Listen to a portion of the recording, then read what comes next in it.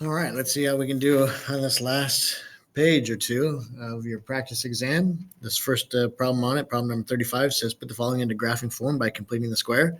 Hopefully you recognize that this is a circle.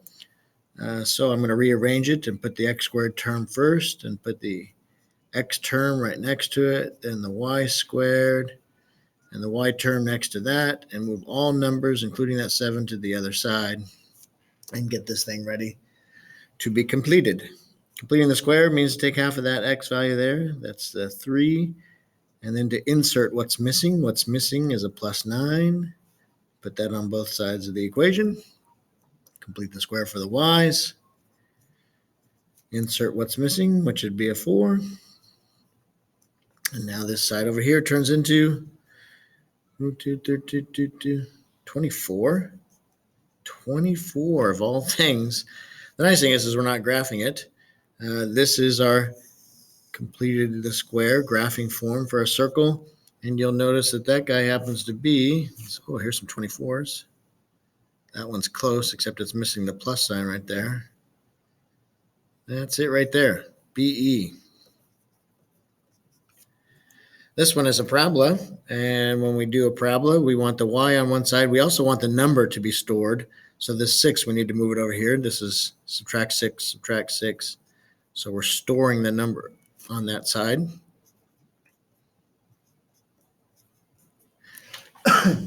Now we want the x squared term to be isolated, so we need to factor out a negative 3 from both of these terms, leaving the x squared and a plus 4x, plus 4x.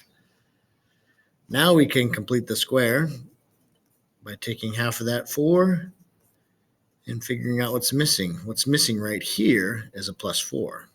But what's missing right here, 4 times negative 3, is a negative 12. And that's what we put on both sides of the equation.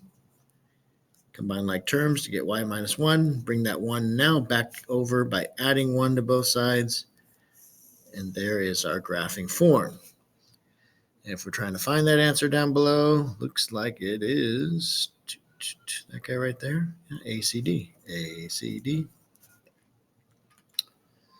Okay. This one says, which ordered pair is the vertex? To find the vertex, completing the square is probably the best route to go, although there's other options. So the first thing I'm going to do is move the 5.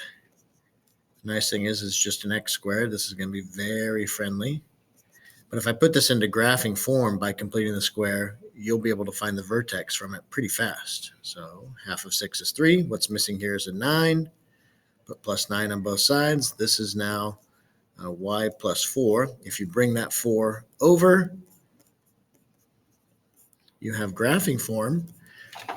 And graphing form allows you to find the vertex because the vertex is h and k, right? This is left 3, and down 4. Left 3 and down 4 would be the vertex. So that is our answer to this problem, A. 38, same idea, except we got a negative 3, which is a little yuckier. I'm going to write smaller and put it up here. First, we move the 11 to the other side. Then we factor out a negative 3 from both of these terms, getting the x squared by itself. Then we complete the square. What's missing inside here is a plus 4. What's missing up here is a negative 12. Negative 12 we put on both sides. That ends up being negative 1. Bring the negative 1 over by adding 1. And now you have graphing form. And the vertex is right 2, up 1. 2, 1, right there.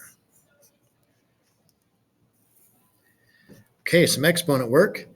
Let's see. This 3 gets multiplied by all the exponents inside here. So 2 is going to turn into an 8. X negative 12 and y 6.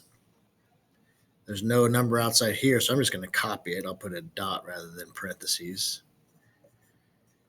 And now let's jam some stuff together. For example, 8 times 3 is a 24. X negative 12 and x2, you add those, you get x negative 10. y6 and y negative 4, you add those and you get y2.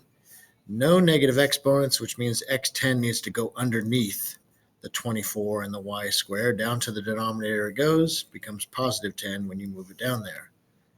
If we're trying to find that answer, 2, 2, 2, 2, 2, right there, AC, AC. Here on 40, I'll do the same thing. I'm going to multiply that by all the exponents inside here. So this is going to be a weird 2 to the negative 2, x to the positive 6, and y to the negative 8. That's going to get rid of the parentheses. Next thing I'm going to do is move any exponent that is negative. So, for example, x6 is going to stay up top, but x to this negative 4 is going to go up here and join it. 2 squared is going to be moved down there. 6 is already down there. I'll just write a 6. And the y's swap places. So y10 goes up, y8 goes down, and now everybody's positive. So how many x's do we have on top? Let me write this small right here. I think we're at our answer. Looks like we have 10 x's up top. If we cancel out 8 y's, we still have 2 on top. And 2 squared is 4. 4 times 6 is 24. So here is our answer. Let's see if we can find it. x10, y2, x10, y2 on top. There it is, x10, y2 on top of a 24. A, E. I was trying to talk fast, see if I can get the backside done here also. Ooh, this has been a while. Let's see. Interquartile range. Of course, in order to do the IQR, you need the answers to Q1 and the Q3 because the IQR is the distance between those two. So I would need to rearrange this problem first. The raters have scored. Let's see. So 14, 17, 18, 20, 21, 24, 28, and a couple of 35s. 1, 2, 3, 4, 5, 6, 7, 8, 9. 1, 2, 3, 4, 5, 6, 7, 8, 9. All right, 9 numbers. Now the fifth number, that guy, is Q2, otherwise known as the median. That's the median of the problem, that 21, but it didn't ask you for the 21, so we don't have to use it. But that guy we used. So we have 4 numbers over here, and since we've got 4, we got to average the 2 in the middle. So 17.5 is Q1, 17.5. And you'll notice that is E. We got 4 numbers to the right, so we're going to take the 2 in the middle and average those. And you're going to get 31.5 is the average of 28 and 35, which you can see is BE. So that's Q3, BE, 31.5. And now if you subtract those, the distance between those must be 14. Huh? That's the interquartile range, and 14 is right there, C.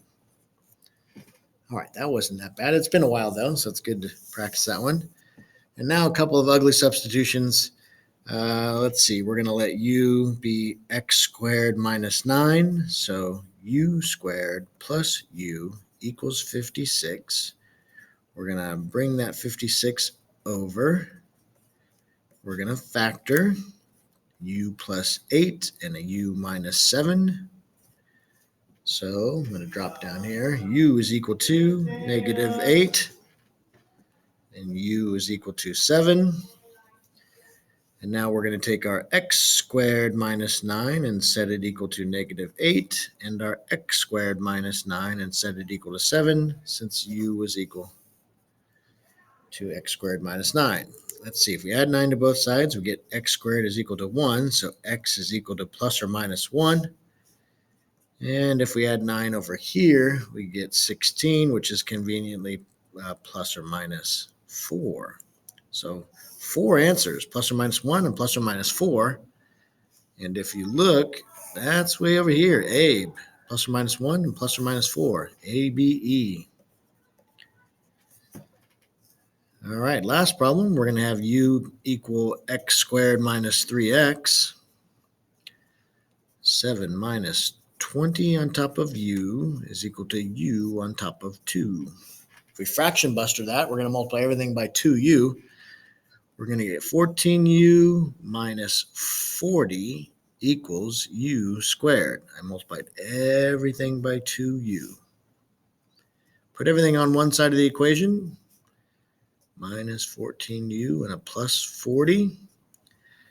And we got to factor that guy. I ran out of space. Let's jump down here. We get u minus 4 and u minus 10. So u is equal to 4 and u is equal to 10. So we grab our u from way up there. That's the x squared minus 3x. We're going to set it equal to 4. And we're going to set it equal to 10. This one, we set equal to 0. We bring the 4 over. It conveniently factors to an x minus 4 and an x plus 1. So we get 4 and we get negative 1.